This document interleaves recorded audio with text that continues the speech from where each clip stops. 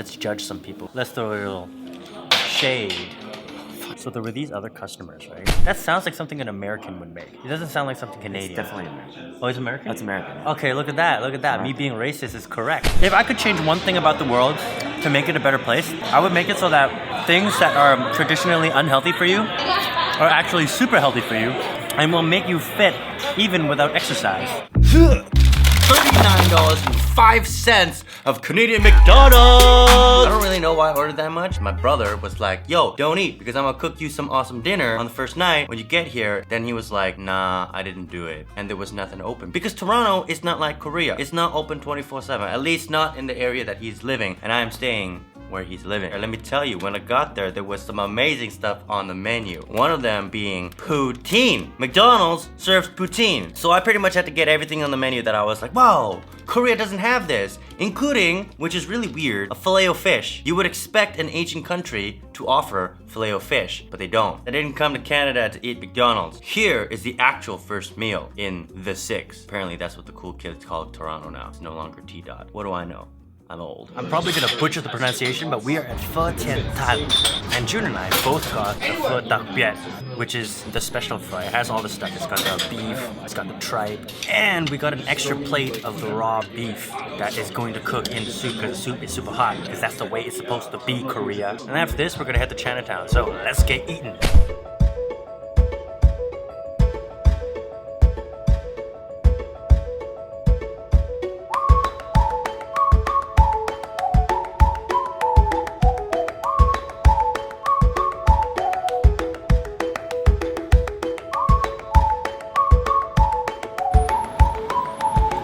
June was not kidding. That was fantastic. To Chinatown.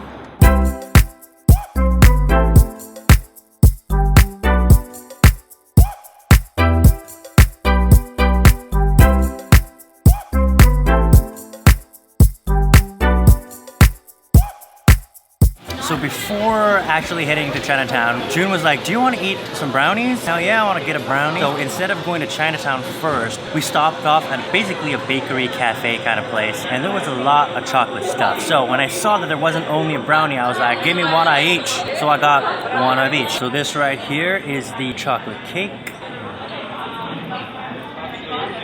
Oh, it tastes like an extra special chocolate cake. It's more like ganache, like just like chocolate ganache cake. Like, oh, this is wonderful.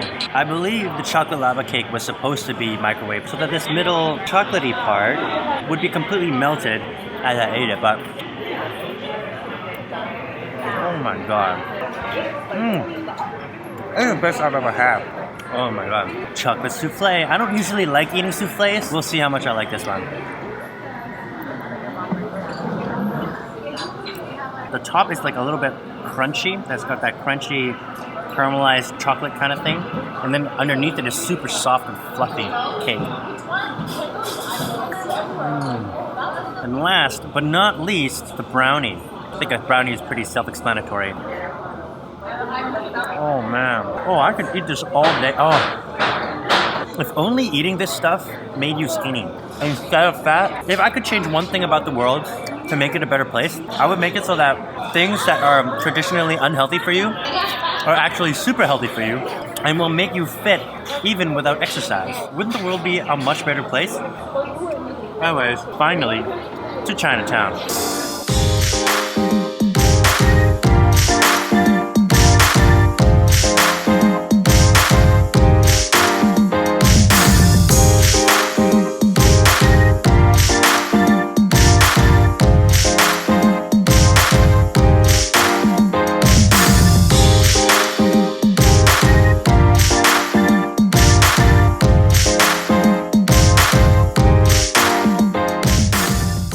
Finally in Chinatown, and we came to a place called Icha Tea, which means something completely different in Korean, because Icha means like second round, usually like second round drinks or second round activities and stuff. It's like a super hipster, like, would you call it hipster or would you call it like unique hipsterish bubble tea place? I ordered a chrysanthemum pu'er milk tea. What did June order? June, what did you order? No, he got an osmanthus tea. So these are like usually not flavors that you would get at a regular bubble tea place. So I'm pretty excited to try it out. But before that, spill some tea. Let's judge some people. Let's throw a little shade. So there were these other customers, right? And they were waiting in line and they were talking about like how authentic bubble tea is and stuff. One of them was like a white guy and he was like asking his Chinese friends like what would be good bubble tea and like what would you get in China and stuff. And in my head I'm like, what? First of all, I honestly don't think bubble tea in China is good anyway, because it's not Chinese, it's Taiwanese. Bubble tea is a Taiwanese thing, okay? So you should have asked what we get in Taiwan. But of course the Chinese friends didn't really say anything. They did that usual kind of like self-important, self-righteous, like what is it, nationalistic, oh in China we would never drink this stuff here. Oh, the bubble tea is so different. It wouldn't be anything that they offer here, like in Toronto. That's so uppity. I haven't tasted this yet, but let's be real. There's gotta be like one good bubble tea place in Toronto. Look at how many Taiwanese people there are here, and how many Chinese people are here. How is it that every single one of them fuck it up, right? They can't possibly fuck it up that bad. There's gotta be at least one store in Toronto that's gonna be good at the level of Taiwan or whatever. I mean, I've been to Taiwan. It's not like their bubble tea was like from heaven or anything. It was good, but it wasn't like a step above all the other bubble tea places that I've ever been to in the world. The white guy was like, oh yeah, like Gongcha, right? And then in my, Gongcha, Korea, right? I mean, it's not a Korean brand, but I'm talking about how like Gongcha is awesome in Korea, right? The Chinese friends start like going off about how like, oh, Gongcha is so different in China or in Asia compared to here, like in Toronto and stuff. Really? Is it really that different? Because Gongcha is supposed to be a franchise, so it's supposed to be like a standard. They were throwing shade at pretty much anything that wasn't like from the homeland, which is like such a weird mentality for me. Here goes nothing.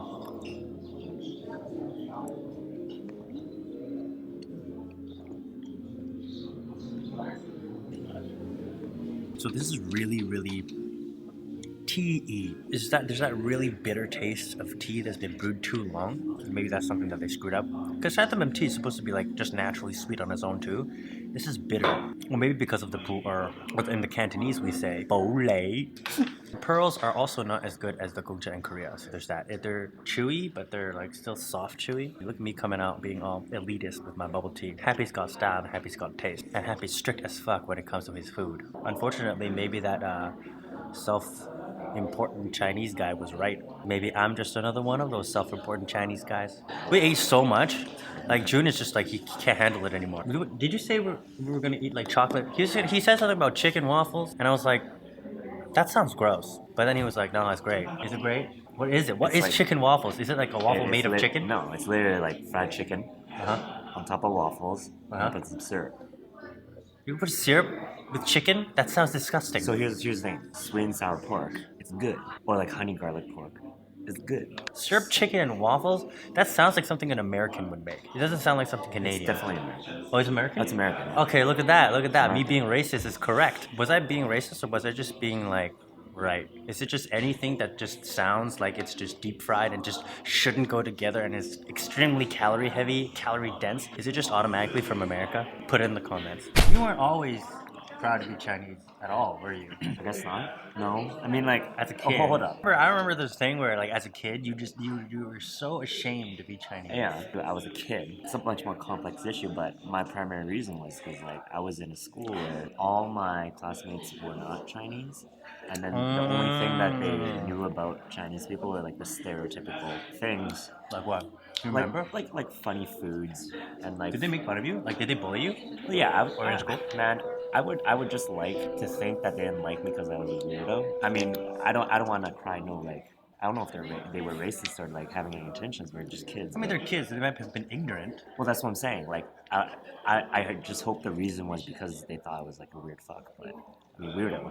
I remember mom used to pack us lunch in those like 3 compartmentalized like thermostats. I don't even remember what was in the lunch though. Well, What was I in the do, lunch? so- It was like lapchang and Yeah. stuff. Preserved like Chinese sausage. That sounds really like good, but like as a kid, like when all your friends are eating like Sandwiches. pizza pop and Ah. shit, like you feel kind of weird. But and then I remember there was a time when I requested mom to get pizza pops. But here's the thing: it all draws back. You know the show Fresh Off the Boat? Yeah, that like resonates with me completely. The home cooked food for lunch, like that wasn't lunch. That was like you're going to a restaurant. You know what I'm saying? Like your mom like made you the top notch food while like Billy Smith or whatever.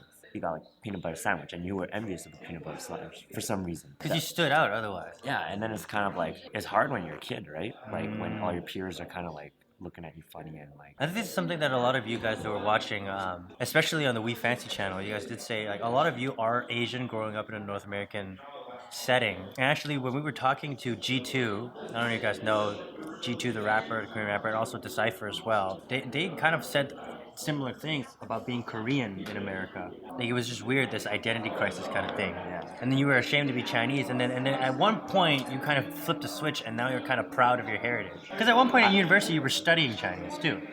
It wasn't because I became interested in heritage or whatnot. It was just like more like it is what it is. Like why not just find out more about who I am or a part of me, right? It's not like I was suddenly like 180. It was just kind of just like being more open.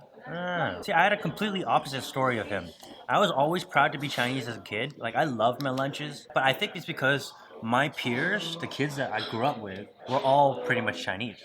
Like Dave, Phil.